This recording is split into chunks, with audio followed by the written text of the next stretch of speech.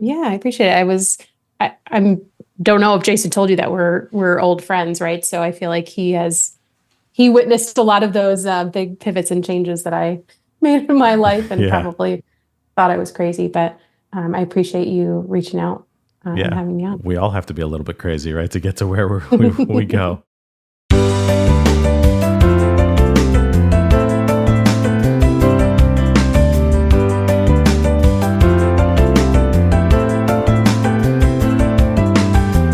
Hello, everyone, and welcome to our favorite part of the week. It's time to listen to Sounds of Health, where we share the stories, people, and resources that help others to improve their physical, emotional, and financial well-being. I'm your host, Dave McNiven, and today I'm excited to welcome our guest, Amanda Guarniere. Amanda is a nurse practitioner and entrepreneur. She's the founder of Résumé Rx, an online career platform for nursing professionals, and the director of growth for Collaborating Docs. If you are a longtime listener to the podcast, Collaborating Docs may sound familiar to you. We did have a guest on from that organization, and we're really excited to have Amanda here to talk about her story and what got her into this business and her path to being an entrepreneur and nurse practitioner. Amanda, welcome to the show. Thanks, Dave. Happy to be here. So you are joining us over Zoom. We're playing around with our setup and our format a little bit. So this is really exciting to kind of adapt to it. But we're really excited to have you here. Now, where are you calling in from? So I'm actually down the road in Reading, Connecticut. Okay. So not too far. Great, not too far. Awesome. So we usually start with an icebreaker question, which is just what makes you happiest these days? Ooh. So these days, I would say sitting on my back porch at around 6 p.m. The sun is getting ready to set. There are birds that I'm identifying in my backyard. There's a light breeze, enjoying a fresh beverage with my husband. That's the life is good moment these days, especially during the summer. That sounds like a great day. So are you a bird watcher? Not really. Not until lately, when we had this bird in our backyard who we recognized kept coming back to the same spot and singing the same song. So we got this app that we downloaded so that we could identify what this bird was. And so I guess this is the start of my amateur bird watching days. That's awesome. It's addicting, I think. A lot of people that I know start to get into it. My mother put up a bird feeder outside her kitchen window and loved it so much that suddenly now she has one of those bird feeders that is through the window. So the bird's actually like inside the house in this little enclosure. It's pretty interesting. Interesting. Yeah. A lot of fun. So that's awesome. I think that's a great way to just kind of get to know you and see, what makes you happiest and things like that. But why don't you tell us a little bit about your story and what brought you to what you're doing today? Sure. So kind of to start where I am today, I'm a nurse practitioner by training, and I work in kind of an unconventional setting for a nurse practitioner. But to kind of take you back to my nurse practitioner origin story, if you will, I actually did my undergraduate studies in a non-healthcare related field. I went to UConn for my undergrad, and I was studying music education. I'm a violinist, and I also studied Italian language. So I completed my degrees in those two fields. And while I was studying, and actually while I was studying abroad in Italy during my junior year, I had a bit of an existential crisis of, what am I doing with my life? Where is my career path going? What really makes me happy? And it was in that moment that I decided that I was going to completely pivot and, finish up the studies that I had started, but pursue a degree in the medical field. And fortunately, there were many programs for me to choose from that were geared towards people like me who kind of had this realization after the traditional point. And so I applied to, they're called second degree nurse practitioner programs. So geared towards people who have bachelor's degrees in other fields. And the programs are a bit accelerated, where you finish a bachelor's in nursing and then go right into a nurse practitioner program. So that's what I did. I ended up getting into Yale School of Nursing, moved to New Haven, and spent 3 years in the trenches of learning everything there was to learn about nursing and advanced practice nursing. And really what kind of inspired me to go down that path was thinking about what I enjoyed learning about, how I enjoyed helping people. And, I was really, really passionate about being able to contribute to kind of positive change when it came to health and wellness for people. So that is what kind of got me into the nurse practitioner profession. And I graduated 13 years ago now, and I've had a variety of different clinical jobs in my career, and also some non-traditional roles, including starting my own business, starting my own medical practice, and now working in more marketing and sales role for collaborating docs. That's amazing. It seems like a pretty big shift to go from being a violinist and studying Italian to then becoming a nurse practitioner. But I can kind of see the through line there, and why maybe you did that. Where did you study abroad in Italy? I studied in a small town called Ascoli Piceno, and the program, UConn and University of New Hampshire had a joint program, and they basically had a remote campus there. But it was very much an immersion type town. There were not a lot of English speakers, not a lot of tourists.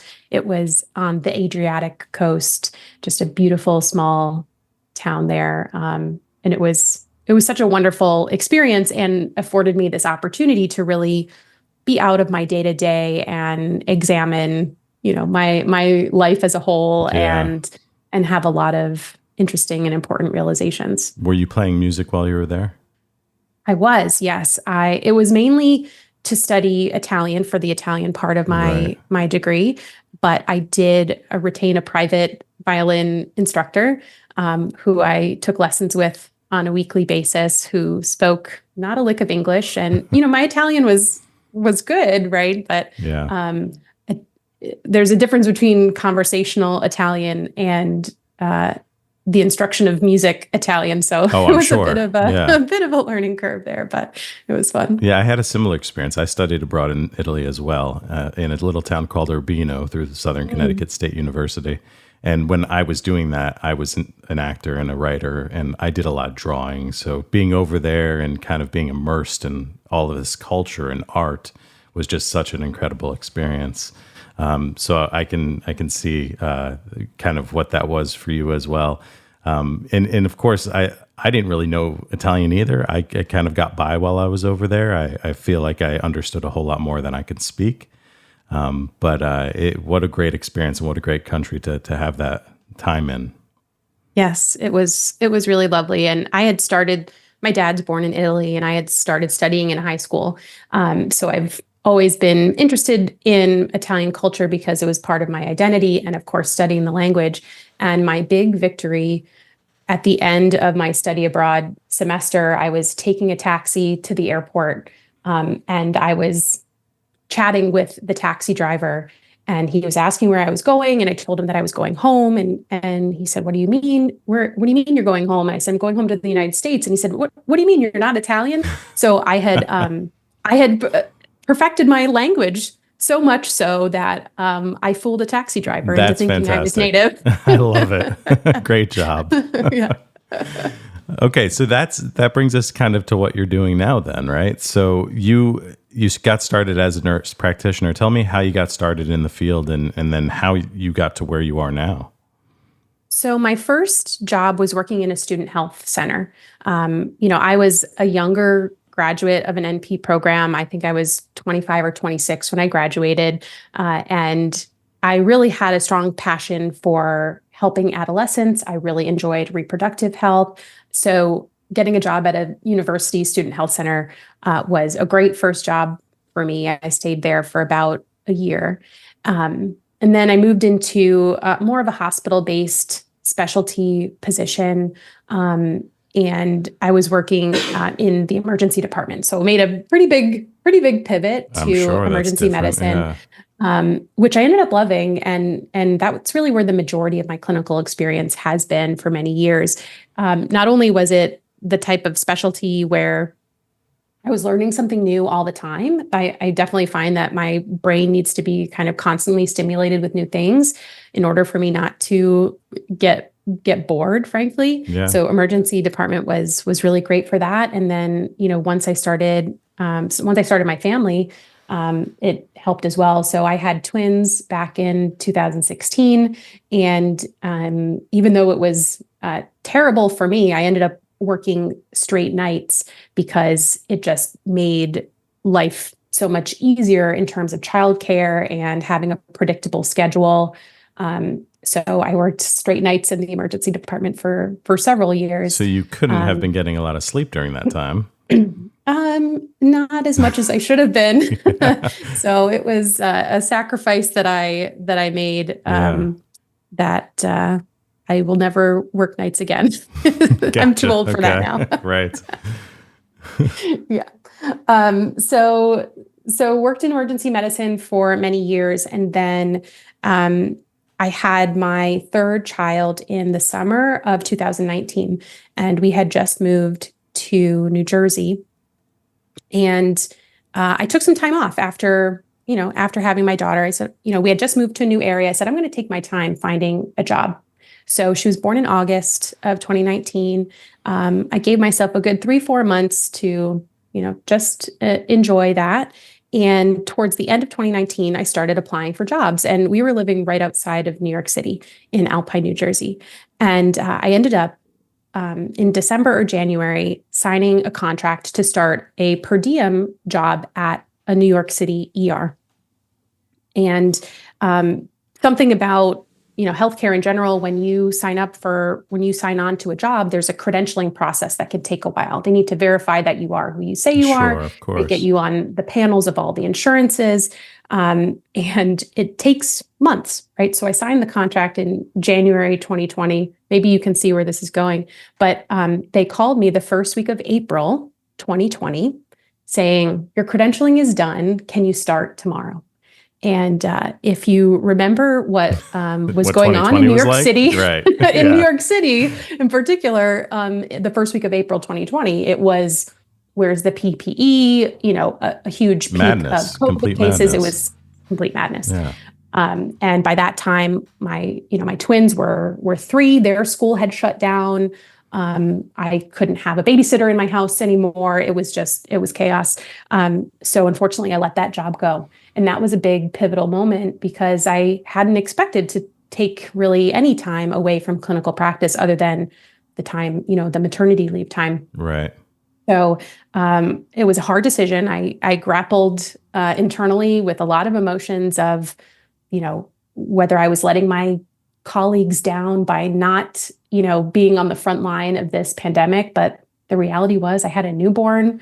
I had young children at home. There was no way that I could guarantee my safety or their safety. Course, so I made the tough decision not to work clinically during that time.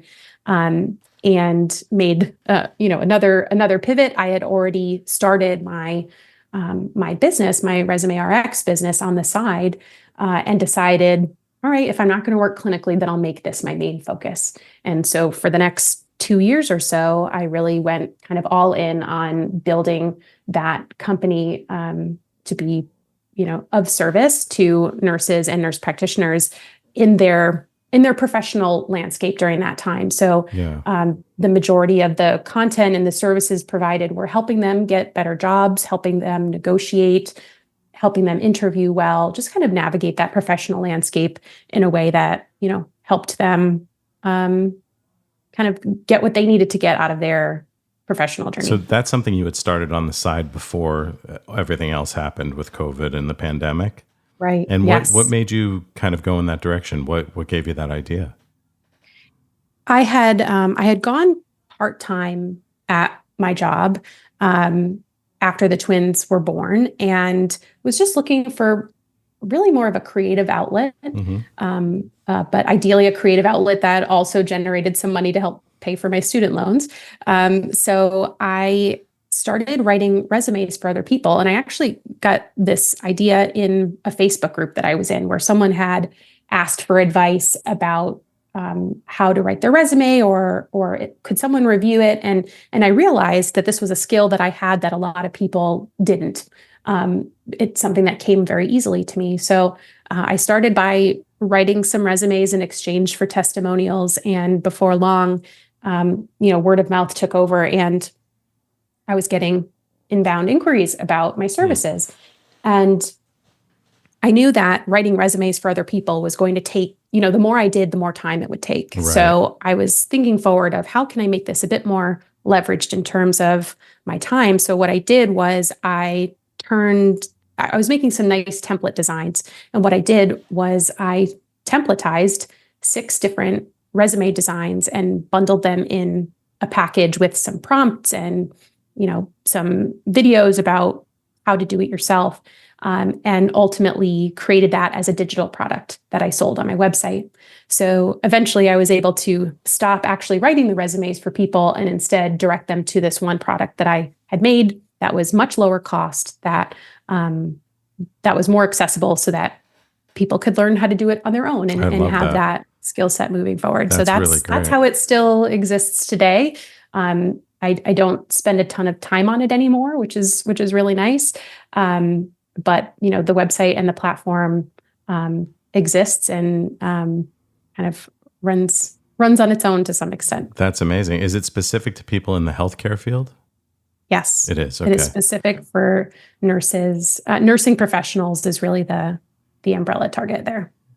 And you knew enough when you started to do that you maybe saw the opportunity to make it into a business, because it sounds like for you to do that, you were collecting testimonials for a purpose, right? You kind of knew that this might be something you were going to go into. Yes. I had long wondered, how could I use my skills in another way? So I had dabbled with content writing. So I had written a few continuing ed courses for some continuing ed companies, which, was something that was some extra income, but honestly, I didn't enjoy it very much. Yeah, sure. I'd done some blog writing, some medical blog writing, and I was, I've always enjoyed creative writing. That's kind of like my right brain side from liberal arts studies. Yeah, right. So I was really looking for a way to kind of mesh the two, and so the kind of idea hit me when I saw people asking about it. And once I saw that one post, it's kind of like the red car theory. I just kept seeing more posts of people asking for help in this area. And that's when I, had the idea to, turn it into a business, but also a platform with lots of free resources. So, I've got hundreds of blog posts on my website. I used to have a podcast myself. I produced 150 episodes of the podcast. So those are all resources that live on that are for free. And then, for people who need a little extra support, I've got something that they can purchase that's less than $40 that will help them. That's amazing. So that website still exists. How do people go find that? Yep, that's theresumerx.com. Okay. And we'll put that up in the information we have as well. So that's still there. What about the podcast? That still exists out there? It still exists. I'm not producing any new episodes, but all the existing episodes are available for consumption. And what is that called? That is called Nurse Becoming. Nurse Becoming. Okay, that's great. So it sounds like you found outlets for your creativity within what you do and with this career that you've built for yourself. So, I can see the entrepreneurial spirit for sure. And then now what are the things you're doing? You're with Collaborating Docs. So tell me what your life looks like now professionally. Sure. So my full-time role is with Collaborating Docs. I am their director of growth, which means that I really oversee marketing and our referral and affiliate program and support our founder in our growth efforts. I've been working for them for a little over a year, and I first started out leading their onboarding team.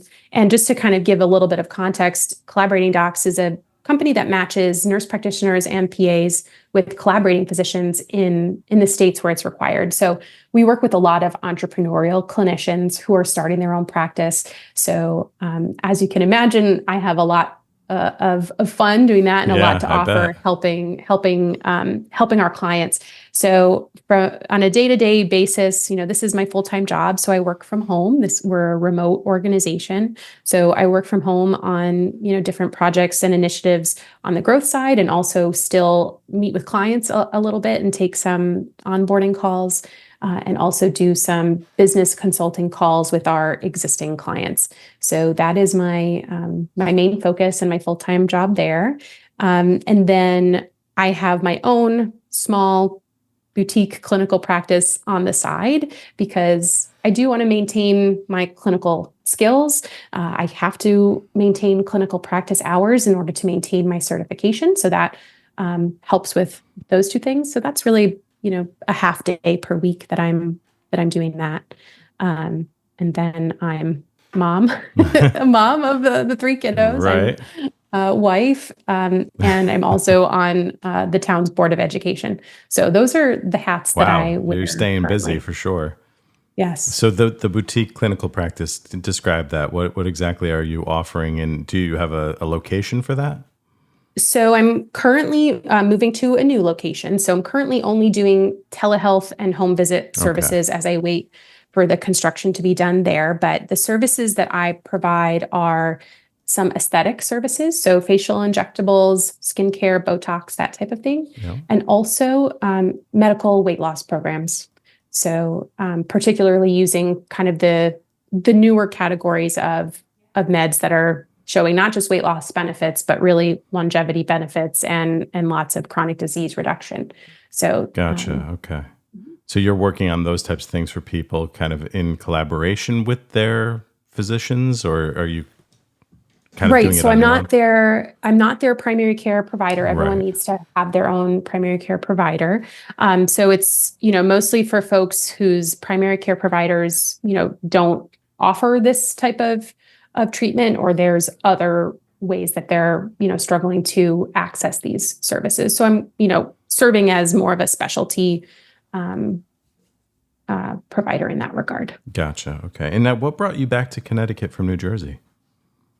So my husband's job, he used to work in Manhattan, and we were in New Jersey because of that job. And actually we were being put up by the employer when we were in New Jersey. So when COVID hit, his organization had gone fully remote with the plans to come back maybe 1 or 2 days per week. So we were able to kind of do our house search and expand our radius of where we wanted to buy a house. So we landed here in Reading because it was commute distance to the city. And eventually he did end up having to go back in 4 days a week, which was quite rough from here. It was, about a 2-hour commute. But Connecticut was always where I wanted to land. Again, my in-laws live here. I grew up in Rhode Island. So it's, 2.5 hours to family there. Great school system for the kids. And I'm at the point now where I've lived away from Rhode Island longer than I ever lived there. And many of those years, especially undergrad, grad school, and some time after, and now have been in Connecticut. So Connecticut feels like home to me. That's great. I love Connecticut. I was born and raised here, spent some time in New York, but there's nothing like Connecticut. I agree. So you have a lot going on. Obviously, you're juggling quite a bit between your family responsibilities and all of the things that you're doing professionally. What are some of the things that you do to keep yourself healthy? So I am really good about getting a good night's sleep every night. So that is one of my top priorities. I try not to really, once I put my kids to bed, I'm getting ready for bed. And I have a very consistent kind of bedtime routine so that I can ensure that I have a good night's sleep every night. So I'm well rested. I have a walking pad underneath my standing desk so that That's I great. can multitask and get my steps in while I'm on a meeting or doing my other work. Because yeah, my life is so full at this point that there's not a lot of extra time for extra things. So I'm doing a lot of multitasking. So, working from home allows me to make good food choices. So, not eating out a lot. So in terms of, staying healthy and happy, it's really prioritizing like good fuel, good sleep, Yeah. and movement, and just kind of like keeping those basics. And that seems to be enough at this We point hear anyway. everybody talking about how important sleep is these days. It seems to be in the ether now. Like everybody's talking about how we need more sleep and more Yes. rest. So that we've heard that a lot. And I love the idea of the standing desk with the walking pad.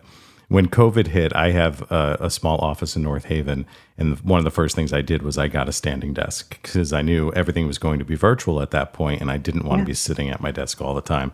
But I love the walking pad. That's a great idea. Yeah, it doesn't stay underneath the desk. I have to, move it.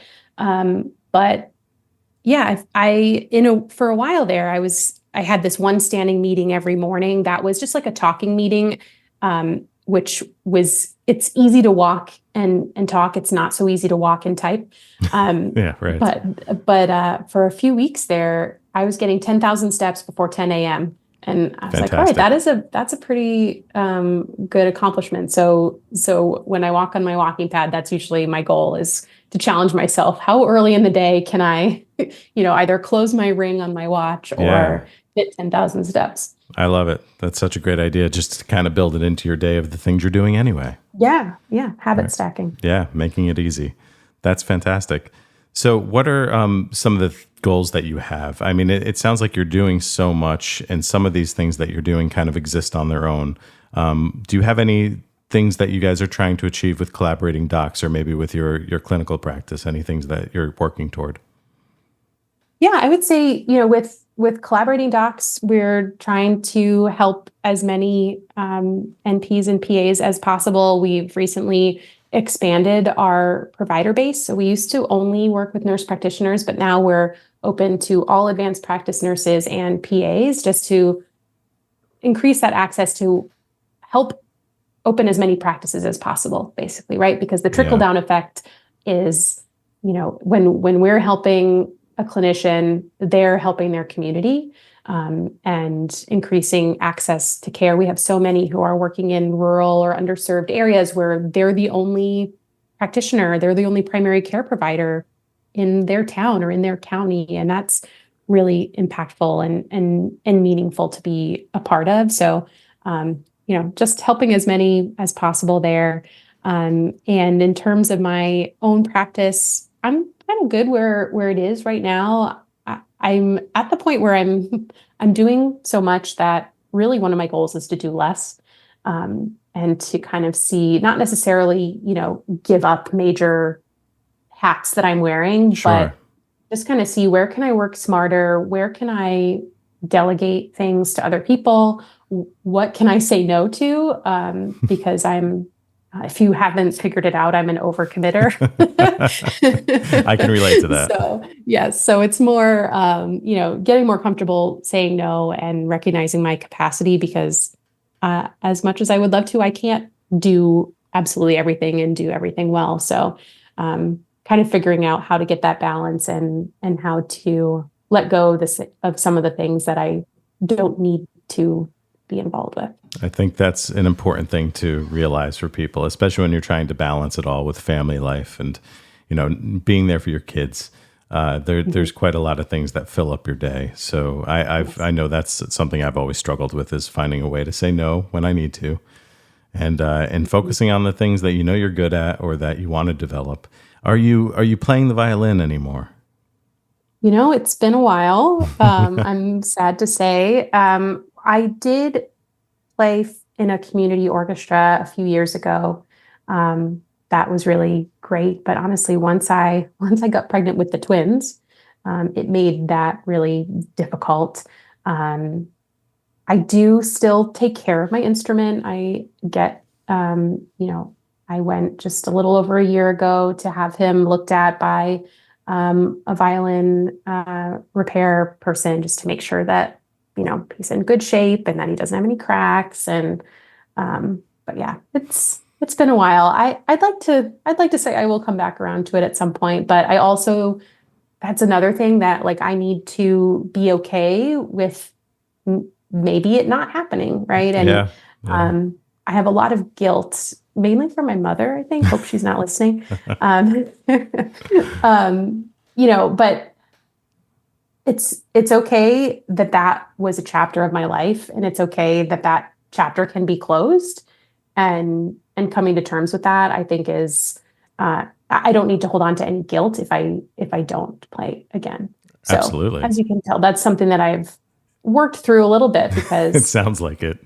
Like just because there's a violin in the corner that's not being played, doesn't mean that, I didn't have a really wonderful chapter of being a musician. Absolutely. For sure. It's nice that you have that physical object too, that is a reminder of that time in your life. And it's always there if you ever do find the craving or the need to go back to it. Right. Yeah. That's great. How's your Italian? My Italian could be better. I try to keep up with my Duolingo on my phone just to keep it fresh. Awesome. But I think what I need to do, I need a trip. I think I need to plan a trip so that I have a really good excuse to brush up. The only way to learn is by immersing yourself. Yeah, exactly. So, but the big question is, do I take my kids or not? So that's, I don't know how you decide when kids are ready for a big international trip. Yeah, I think it depends on the type of trip you're taking. I have a lot of friends who have taken, when they're really little, overseas, especially to Italy, because there's so many different types of trips you can do in other countries. You can go and just experience a family vacation. It just happens to be in Italy, So, or you can do the whole touristy thing and go to all of the big cities. And then maybe that's when they're a little older. I don't know. Yeah. I always think about that too. My son is taking Italian now in high school, and we hope to be able to get to Italy at some point as a family, while they still are able to hang with us before they get too crazy in their lives. I haven't been back since I studied there, and I have a big Italian family too on my mother's side. And that's just, it's such an amazing place, but I can't speak a lick of Italian any longer. So that's my excuse too. I'm like, I need to be immersed. That's the only way I'm going to learn. Yep. No, I think that's good. My first trip was the summer after 10th grade in high school. That was when we went for a family went as a family for the first time. That's awesome. So I'm glad I had the experience to go in high school. I think it was really, really formative then. I bet. That's amazing. Well, hopefully you get back there at some point. Yeah. Thanks. I hope so. Yeah. Yeah. Well, this has been such a great conversation. I know you have a busy day ahead of you and you need to get off to all of the different things that you're doing, but I appreciate you taking the time to join us this morning and to tell us about what you're doing. We'll definitely be sure to point people in the direction of all of these various things. Can you just give me one little more nugget about the Résumé service and when people should be looking for that and how to find that again? Yes, absolutely. So my website is theresumérx.com. And really, it's geared towards nurses and nurse practitioners who need some advice in any of the career-related topics. So when you land on the website, you'll see options to learn about how to write a resume. You'll see an option to purchase the resume template bundle that I have, and then countless articles and blog posts and podcast episodes just about navigating interviews, negotiating salary, what to expect during a job orientation, those types of things. So if you are getting ready to graduate from school, nursing school or NP school, or you're in a season where you're considering applying for another job, then that's a great opportunity to land on my site and hopefully get some good advice. Awesome. That's great. Well, thank you again for being here today and giving us your time. If you're out there listening to this podcast and you're here for Amanda, please go back and listen to some of our prior episodes. We've had some amazing guests, including one of your colleagues from Collaborating Docs. So we talk much more in depth about that organization on that episode. So please, like, share, subscribe. And Amanda, thank you again for being here. I wish you all the best in all of the things that you're doing, and hopefully we'll have you back on someday. Thanks, Dave. I appreciate it. All right, you have a great day. You too. Sounds of Health is brought to you by Nutmeg Insurance Advisors and recorded at the offices of Nutmeg Advisory Group. The podcast is produced by Jason Carubia and Dave McNiven with music by Rob Hames. You can find us on Facebook, Instagram, YouTube, X, and wherever you listen to your podcasts. Your support means a lot to us, and we appreciate it when you like, subscribe, and leave a review. If you know someone who you think should be a guest on the show, please email us at soundsofhealthpodcast@gmail.com. Each week, we help you move the needle toward better health by spotlighting the stories, people, and resources that inspire and motivate others, and we are just getting started. Help us share these sounds, and don't keep us a secret.